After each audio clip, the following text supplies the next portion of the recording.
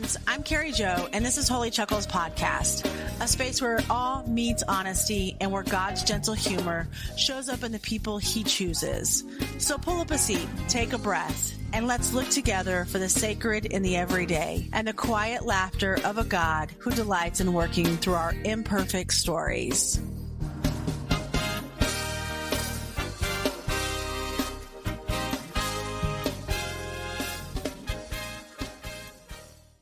Welcome back to Holy Chuckles.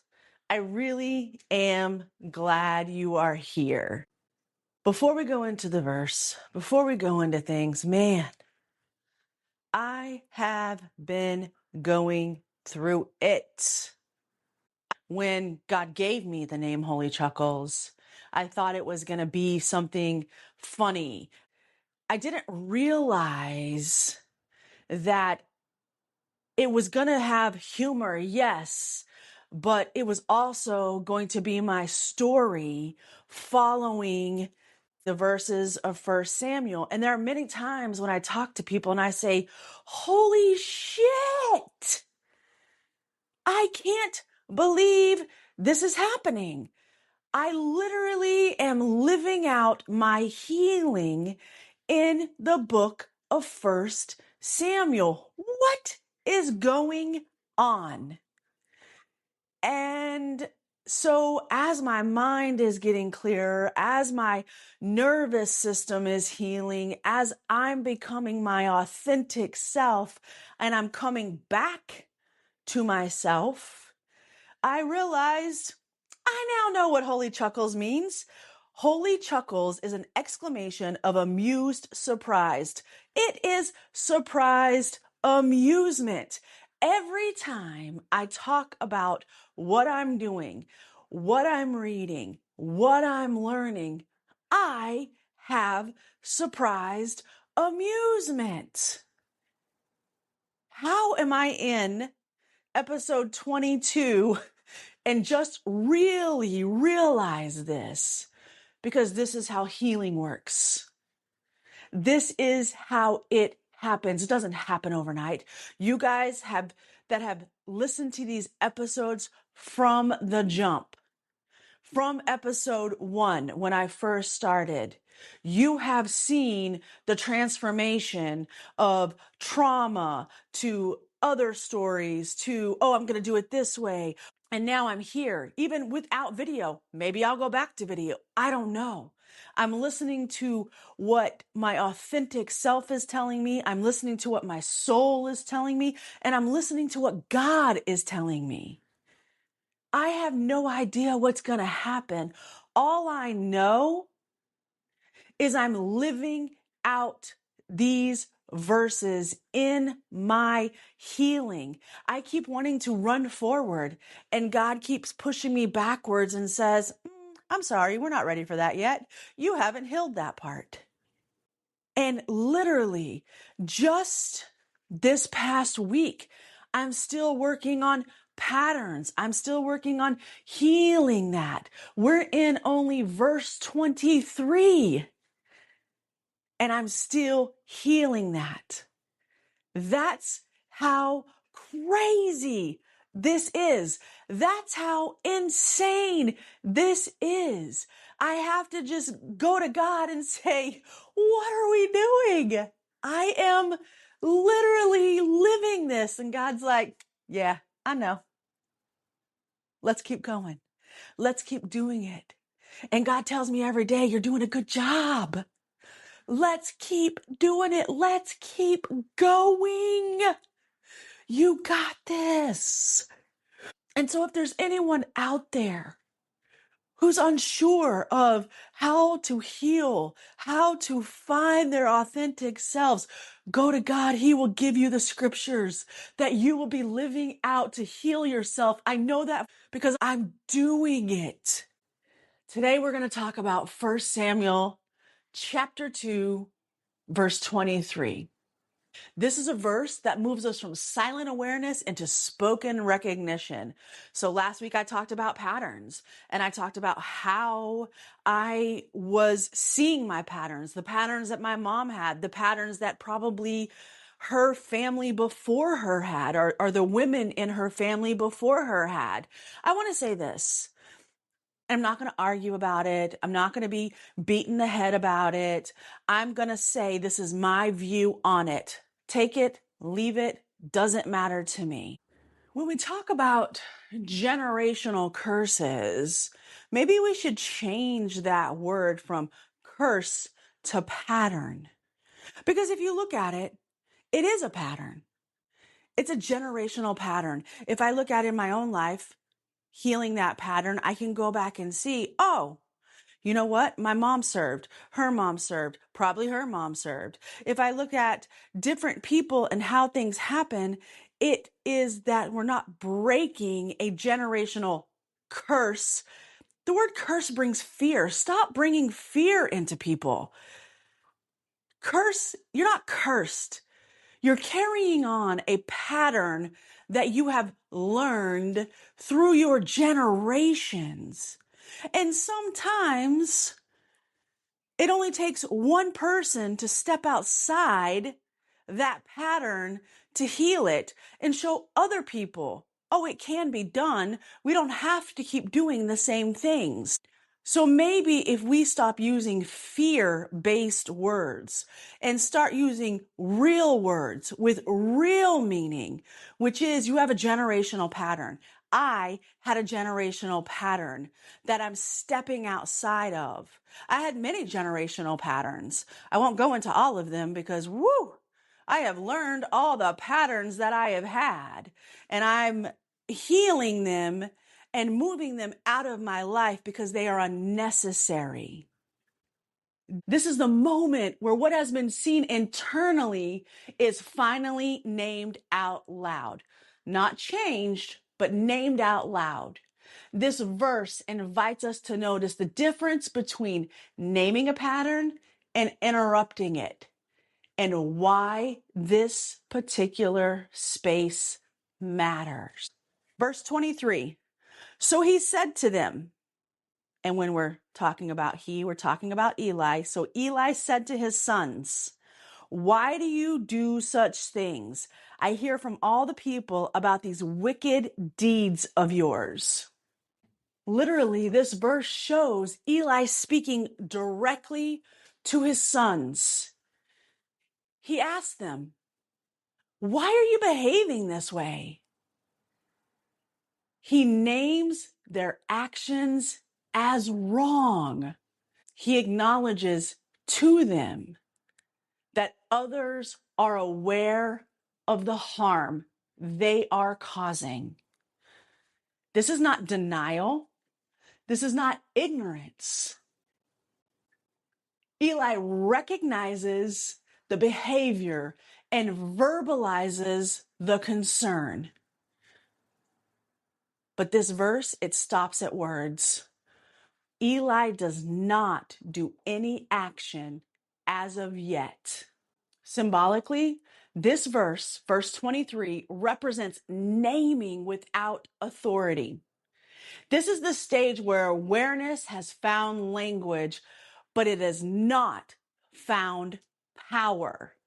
This verse reflects the inner voice that says, this isn't right.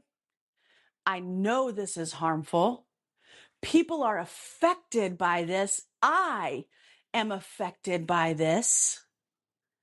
But that voice hasn't learned how to set boundaries or intervene as of yet. This verse symbolically shows us that truth can be spoken without being embodied. Naming the pattern is an important step, but it's not the final one. In all of our lives, this verse shows up when we finally admit something out loud. How many times have you admitted something in your head and knew when you said it out loud, that's when you would really understand it? That's when it would really be real for you. I know me, I can't even count the times. This verse shows up when we finally say, this isn't healthy. I know this pattern is hurting me. I see what this is doing. We may even say it to people that are involved, but more than likely, we always say it to ourselves. But yet nothing changes. The behavior continues. The dynamic stays intact. The cost remains. The pattern stays alive. This verse lives in the honest but frustrating space where we are no longer unconscious. We are seeing things. We are trying to understand things, but we're not free. We're not free of the pattern or of the harm it is causing. This stage has shown up for me as awareness without movement. I could feel something was unhealthy for a long time before I was ready to change it. In fact, I say I've only been going through this here recently, which is untrue because throughout my life, I felt that pattern. Throughout my life, I felt things weren't healthy long before I was ready to change it at the ripe age of 50. My body knew even when my mind tried to normalize it. I could name what hurt me. I could see the pattern repeating. I could feel the cost of staying. And yet I still had not learned how to interrupt it. I could see the pattern. And somewhere deep inside my subconscious, I understood it. But I was either too fearful, too proud, too egotistical, too ashamed. All of those things I was. And that's what kept me from learning how to interrupt that pattern. But this verse, reading it, understanding it, just like the last verse, verse 22, those verses helped me to understand it wasn't failure. It was just a stage. I wasn't avoiding a truth because I didn't understand the truth, because I didn't understand the pattern. I was still learning how to hold that truth, how to hold that knowledge, how to hold that understanding. I was still learning how to hold it safely. Before I share how God showed me this verse showing up in my own life, because believe me, there have been many examples that God has given me and that I have understood, but as God and I are co-creating, we are highlighting those patterns that have really took me down paths that I shouldn't be in and paths I would have never been on had I known this one thing. My nervous system was involved in all my responses, especially when it came to patterns, attachments, and endings. I had no clue. That was a Holy Chuckles moment for me. Surprised amusement. I had no idea. Do you know how many doctors I've been to? Do you know how many therapists I've been to?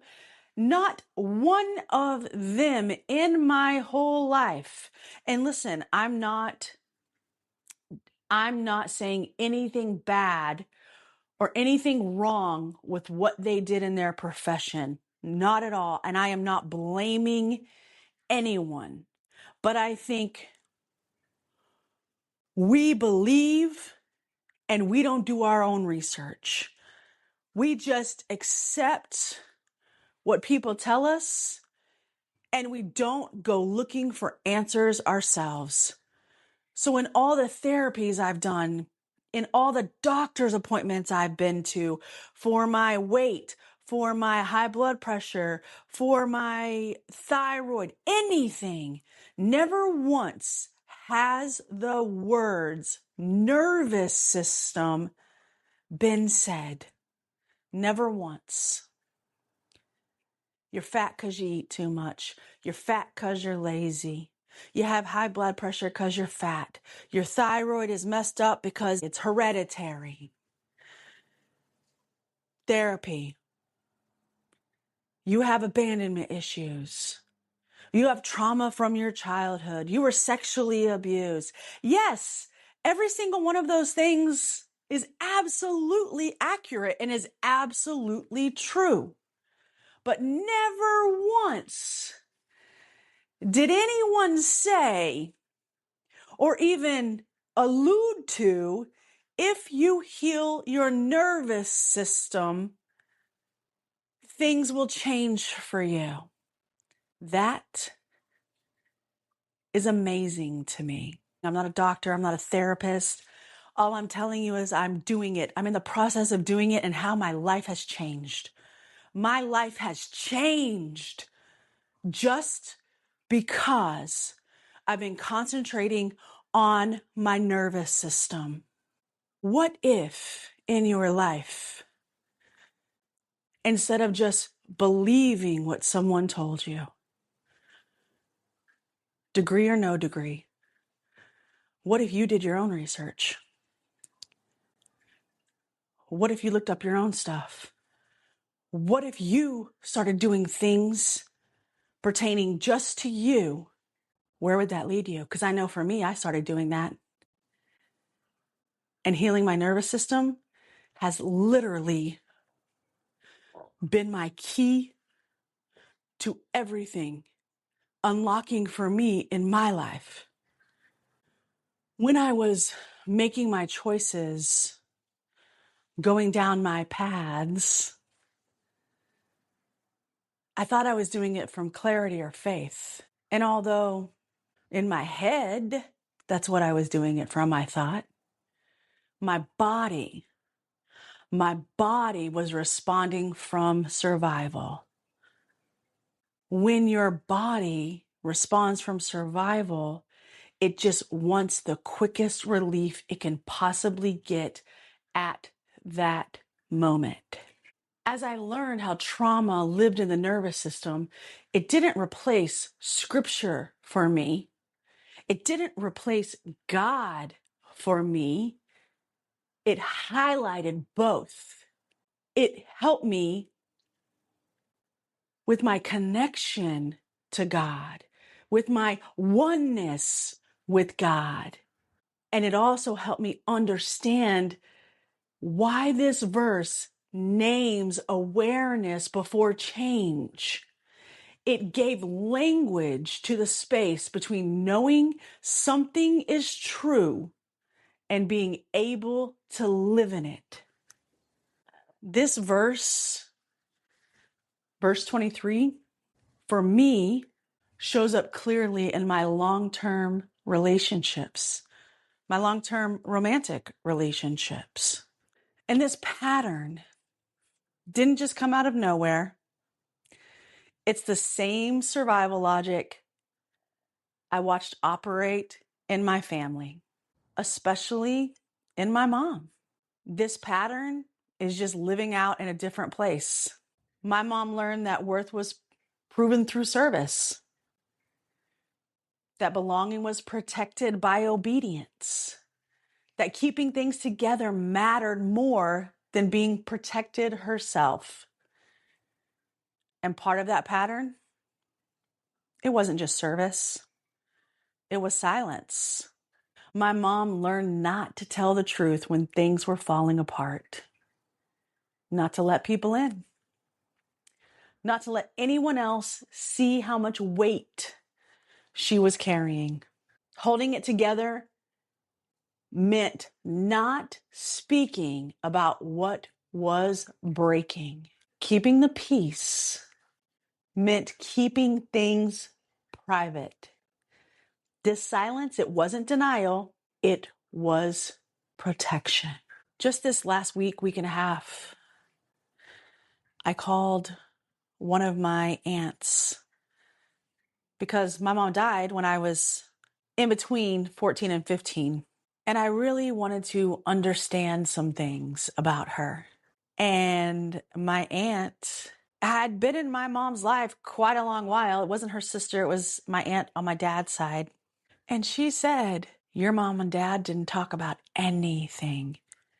We never knew what was going on. They kept everything so private. Maybe something would slip every now and again, but we never knew anything. And I started to go back to some of my childhood. I never heard my parents argue. If they did, it was maybe in their bedroom or if we were outside playing. I never heard it. I didn't understand that we were secret keepers. We were taught to be secret keepers. We were taught to stay silent. We were taught to keep everything in our home. You know that saying, what happens in Vegas stays in Vegas? I'm going to say it's the same saying. What happened in the Botkin household stayed in the Botkin household. And we learned not to talk about things that were going on. I learned that. I learned that pattern. If you don't say it out loud, you can keep functioning. If you don't name it, you don't have to face what might change.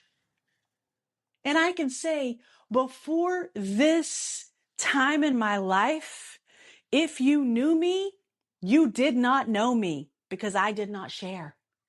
I didn't tell you what was going on in my life. I didn't tell you the fears I had, the troubles I had. On the outside, everything was great. That's probably even until a week ago. A week ago. Because I can tell you this, and I will tell everyone right now, my life has fallen apart. Literally, crash landing. And I have had to rely on God. And I have had to rely on faith. And going forward, if someone asks me a question, I am going to tell them the God's honest truth. Because when you see the pattern, when you understand the pattern, you have to dissolve it. In my relationships, before this relationship that just ended, I was in a long-term relationship that lasted 15 years. When I got into that relationship, I had not been in any relationships, just dating. But I also came from a small town in Texas. I was gay, sure not dating in high school in 1994 in the 90s. I also was a large person, so gay, large, woo! I was not doing dating, didn't even really understand it. That's why my friends meant so much to me back in that day. But I still didn't discuss things with them. That's how my teachers didn't know I was living by myself when my dad moved to Florida and left me in a townhome. No one knew I was living by myself because we don't say it. If we don't say it, it's not happening. I was the jolly Carrie Joe that I always was when I went to school every day. So when I met my first partner, it was my first real long-term relationship. And I would do anything to keep it because who wouldn't? If you've never had something and now you have something after being abandoned your whole life, you would do anything to keep it. And boy, did I. But so did she. Because she had traumas. She didn't have a great childhood growing up. And so we were both doing the same thing, just in different ways. And even though both of us could see the pattern forming, we could see the things after we hit year 15 of the things that were going on. We could see the patterns. We could see the outcome that was going to happen because we were distant. Within that 15 years, there had been small things, maybe one or two large things, where we had hurt one another. We were not communicating. We were moving through our life in motion. We were just doing what needed to be done. But we never slowed down and really looked at each other and said what was going on between us. Neither one of us wanted to speak up because neither one of us wanted to be the bad guy. And because we both genuinely cared about one another. We never wanted to hurt each other. When we did hurt each other, it wasn't on purpose. It wasn't because it was malicious. It was because we were hurting inside. Our nervous system was on fight or flight the whole time. We were making decisions based out of survival. We were both carrying unworthiness that just sat kind of underneath that surface. And along the way, silence felt safer than honesty. If we didn't say it out loud, then it wasn't real. And her family was a family that kept secrets. Her family also lived. If we don't say it out loud, it didn't happen. That silence that we both had, it wasn't indifference. It was survival. Both of us just trying to survive. My pattern was always over functioning, always doing the most. Sometimes it showed up as silence, just keeping everything together without saying anything. And sometimes it showed up as speaking, but I still was doing everything myself and never interrupting the dynamic. I carried the belief that being chosen meant being worthy. That if I wasn't in a relationship, something must be wrong with me. And when that belief combined with the survival pattern that already equates worth with service, man, it becomes a powerful and exhausting combination. In both of my long-term relationships, that one and this one, I made sure my partner was taken care of. I cooked. I cleaned if they didn't want to. I'm not saying I did all the cleaning, but if they didn't want to, I sure did it. I took care of the animals. I handled finances. Man, I worked my ass off to try to climb that corporate ladder to enhance our finances so we could have the better things in life. I ran the errands. You don't want to go? I got it. No problem. I carried whatever they didn't or could not carry. I ran from sun up to sundown. That care didn't just stop at the relationship with my partner. Both of my partners had children in relationships before me. So it showed up not just for them, their kids, but also for their families. Because I'm an all for one for all type of person. Stepping in any way I could, filling in the gaps, making sure things kept running. This was not something I was asked to do. No one ever came to me and said, if you want to be in a partnership with me, if you want to be in my life, this is what you have to do. No one asked for that. It was how my over functioning expressed itself. I didn't see it as sacrifice at the time. I saw it as love. Again, this was not anyone's request or demand. This wasn't anything anyone forced. This was something I offered. It was my pattern. It was not their demand, not their family's demand, not their children's demand, not their demand. It was my pattern. In my relationship that just ended, I said it in previous episodes.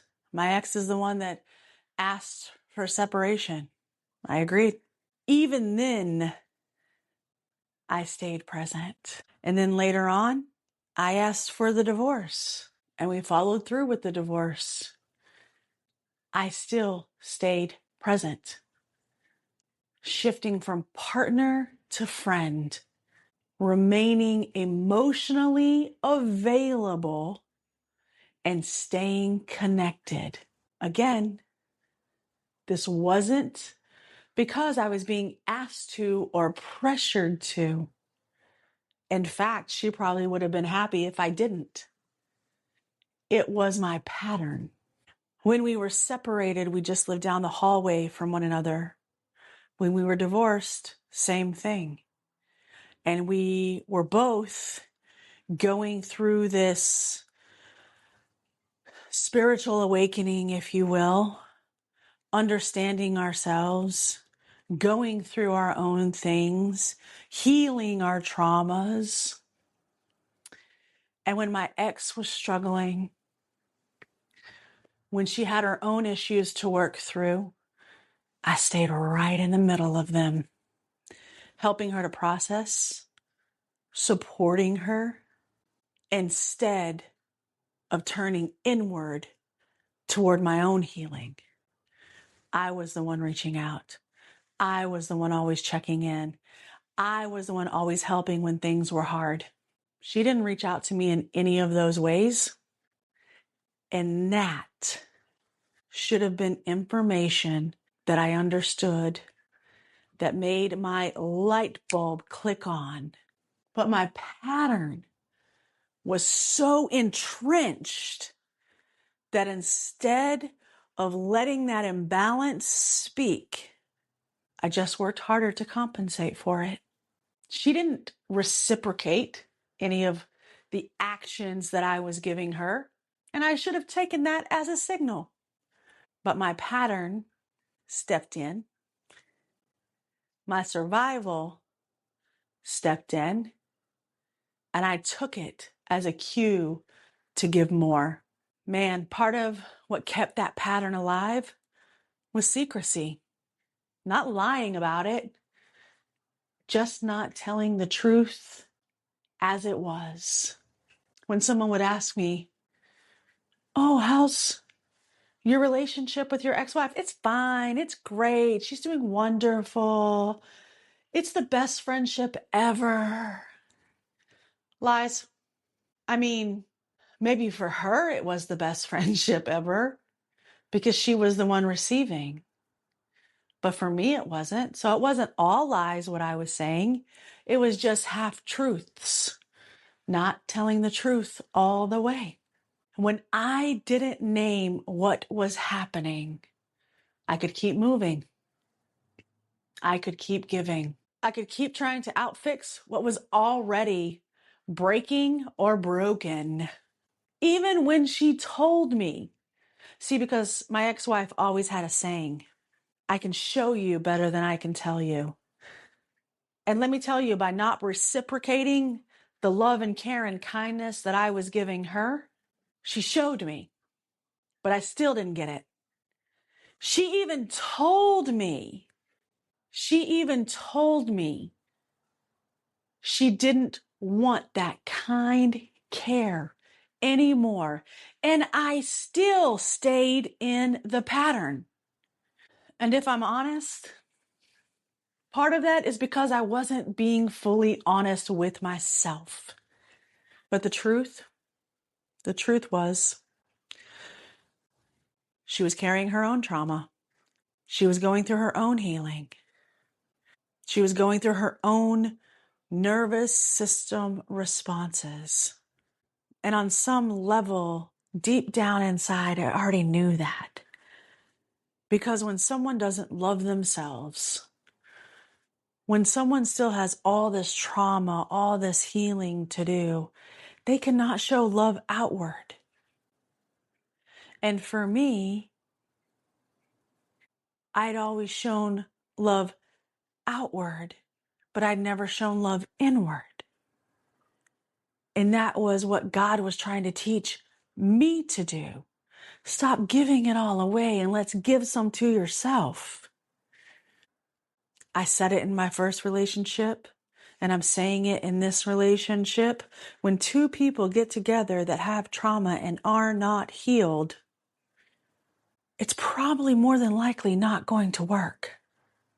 Because one is giving more, one is taking more, not out of meanness, not out of malice, but because that's just how it goes. That's just how it is. And I was a giver because that's what I was taught to do.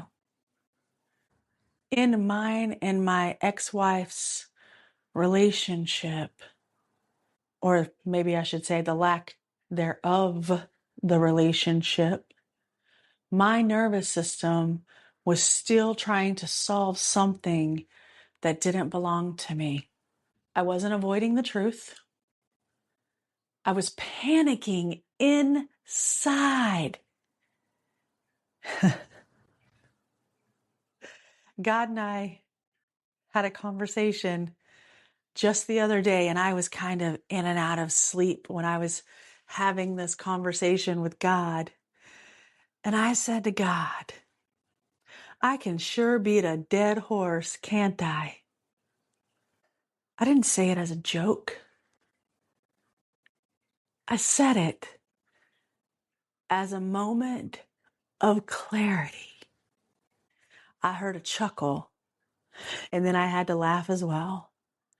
Because, man, I will try and try and try until there is no more trying. And I will sacrifice myself even when I've already been told. I was trying to keep something alive that had already reached its ending because my body didn't yet know how to survive the end. If I kept it alive, then my body would be okay. My body didn't understand. My body didn't understand it in my first long-term relationship, and it didn't understand it in this last relationship. I have to say, this is where verse 23 becomes deeply honest for me. It's honest because I could see the truth. I could name the truth, and I could speak it out loud. But my nervous system was still operating under the old rule, under the old pattern. Stay useful, stay connected. Don't let the ending come. So I kept giving, and I kept giving till eventually even the friendship couldn't sustain itself. Not because there was no care, but because my body could no longer carry what my awareness had already named. My nervous system took over where my words had stopped. Verse 23 matters because it honors the courage it takes to name the truth without pretending that naming alone is enough. It reminds us, this verse reminds us that awareness deepens in stages. Speaking truth is progress, not failure. Clarity often arrives before capacity. God didn't shame Eli for speaking of the harm his children were causing. Scripture did not dismiss the moment. Instead, it shows us that naming is necessary, but not sufficient. This verse matters because it tells us You are not weak because the pattern continues after you name it. You are becoming honest. And honesty is the ground where real change eventually takes root. Last week, we noticed the pattern. This week, we're staying with what happens after we name it. Where in your life have you already spoken the truth about a situation, even though nothing has changed yet?